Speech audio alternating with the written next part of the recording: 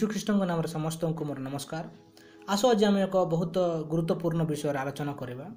आज विषय हूँ कि जीशु तांको 12 वर्ष बयस ठारू 30 वर्ष बयस पर्यंत केउठारे थिले।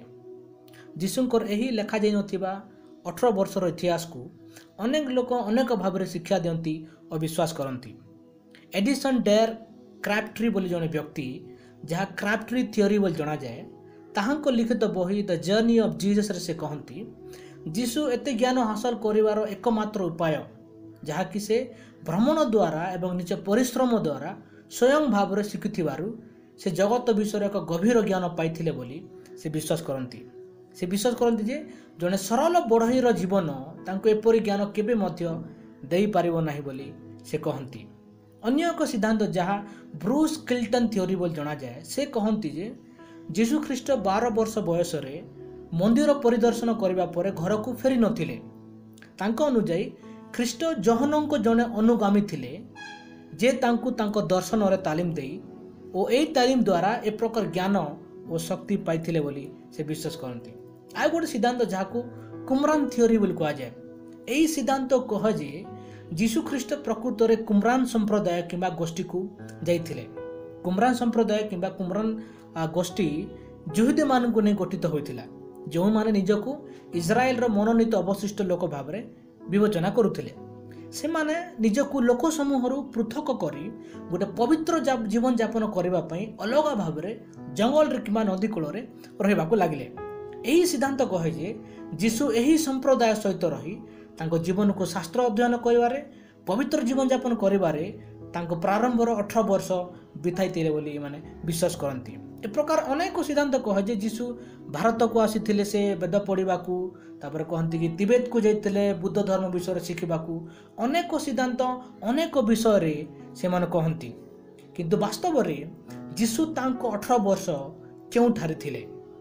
जेतेबेले आमे जिहुदी मान परंपरा और इतिहास पढ़ू आमे जानी परिबा कि जड़े बालक 13 वर्ष बयस ठारू तांको अनेक कार्यक्षेत्र और वाणिज्य व्यवसाय विषय शिक्षा देवाई तांको माता पिता तालीम अनुष्ठान गुड़ी को पठाई थांती। मनकर धनी जिहुदी माने कौन करती उभय निज धर्मशास्त्र अध्ययन और वाणिज्य शास्त्र अध्ययन में तालीम नियंती। उदाहरण स्वरूप पाउल तांको बाल्यकालरू धर्मशास्त्र अध्ययन और वाणिज्य शास्त्र अध्ययन में तांको जीवन को समर्पण कले। सही समय यह एक परंपरा थिला जेतेबेले गोटे बालक 13 वर्ष बयस होता है से जीवन एक भिन्न पर्याय समय प्रस्तुत करें। से भली भाव में भारत में जिते जन बालक 18 वर्ष बयस हुए से गोटे आईडी कार्ड पाई थाए एवं चाकरी करने और अन्य कार्य करने को योग्य होता है। सहीपर इज्राएल रे मध्य ए प्रकार एक परंपरा थिला। ता सहित जितेबेले जन व्यक्ति 30 वर्ष बयस होता है से व्यक्ति मंदिर एवं समाज गृह सेवा करने को अनुमति पाई थाए। एपरी भाव में जीशु तांको 30 वर्ष है उतारे मंदिर और समाज गृह सेवा कार्य आरंभ कले। अनेक समय लोक मैंने जीशु को नाजरित बोली डाकी। जदि जीशु 18 वर्ष धरी भारत में थिले लोक मैंने हिंदुस्तानी बोली डाकी थांते। जदि जीशु 18 वर्ष धरी इंग्लैंड रे थिले लोक मैंने फिरंग बोली डाकी थांते। कारण सही समय लोक मानकु से मानकर स्थान किंबा देशर नाम सहित डका जाउथिला। उदाहरण स्वरूप साइरन रो साइमन और सिरोफोनिकियार महिला जहाँ हमें मार्को लिखित सुसमाचार तार 15 अध्याय तार 21 पर्व रे एवं 7 अध्याय तार 26 पद रे आमे देखि पारू। कारण जेतेबेले जने व्यक्ति दीर्घ समय धरी एक जगह रहे ताहांकर परिचय तांको देश किंबा जाति सहित परिचित करा जाए। सही कारणरू से नाजरित होइथिबारु किंबा नाजरित देशर थिबारु लोक माने तांको नाजरित जीशु बोली डाकिले। से जने बढ़ई थिबारु लोक माने तांको बढ़ई बोली डाकुथिले। जेतेबेले आमे मार्को लिखित सुसमाचार तार 6 अध्याय तार 3 पर्व और माथी लिखित सुसमाचार तार 13 अध्याय तार 55 पद आम पढ़ू तांकर पड़ोसी और ग्रामवासी माने जीशु को तांकर करुथिबा कार्य द्वारा से माने चिन्हिथिले। मार्को लिखित सुसमाचार तार 6 अध्याय 3 एपर लिखा जाए ए कौन से बढ़ई नुहंती कि ए प्रकार भाव लोक मैंने डाकी थिले। वास्तव में आम को बुझा दरकार जे बाइबल एक जीवनी पुस्तक नुहे जहाँ जीशु समग्र जीवन कहानी विषय लिखा से जिते बेले बाइबल लेखा गला कि से केते झरका कि कबाट तैयार करथिले कि केते गुडी घर तैयार करथिले तार विवरणी देबा पई बाइबल धर्मशास्त्र लेखा जाय नै। जीशु एक उद्देश्य सहित आसीथिले एवं उद्देश्य थिला जे जगत को उद्धार करी समस्त भाववाणी को पूर्ण करिवे। जदि जीशु भारत किंबा तिब्बत रे थांते तेबे से नूतन जीवन विषय न कही पुनर्जीवन विषय उल्लेख करिथांते। से जदि जदि तिब्बत रे थिले अनंत जीवन देवा विषय से न कही से निर्माण प्राप्त हवा विषय कही थांते। बरं से मोसांक नियम एवं भविष्यत वक्तांक पुस्तक ठारू अनेक पद पर्व गुड़िक कही ताहा आम बाइबल रे देखि पारू। आमे यह केवल दर्शा नहीं कि जे मोसा जे कि जीशु मोसा एवं भविष्यत वक्तांक नियम सहित पुंखानुपुंखन थिले, यह मध्य दर्शाए जे से धार्मिक जिहुदी थिले जहाक लोक माने गुरु बोली कहिथिले। आउ से समय रे अपन बुझिबाकू चेष्टा करंतु, सही समय गुरु एक साधारण शब्द नुहे जहाँ इच्छा ताहाकू आमे गुरु बोली डाकी पारिबा। मन इच्छा आमे काहाकू डॉक्टर किंबा पुलिस बोली आमे डाकी पारिबा नहीं। वास्तव में गोटे डॉक्टर किंबा पुलिस हेबाकू जने व्यक्ति अनेक शिक्षा और तालीम दे गति करे। सही बोली जने जिहुदी माननकू गुरु हेबाकू हेले इज्राएल मध्य रही अनेक शास्त्र शिक्षा एवं तालीम दे गति करबा आवश्यक होता है। जितेला आमे जहन लिखित 3 अध्याय तार 1-2 पढ़ू, एटी एपरि लिखा जाए, निकोदिमस नामक जने व्यक्ति थिले, से जने फारूसी थिले। फारूसी माने धर्मशास्त्री किंबा धर्मगुरु को फारूसी कहा जाए। से जिहुदी मानकर जने मुख्य नेता थिले। से दिने रात्रि जीशु पाखक आसिले और कहिले, हे गुरु, आमे जानुछु जे तुम एक गुरु परमेश्वर द्वारा पठाई अछ।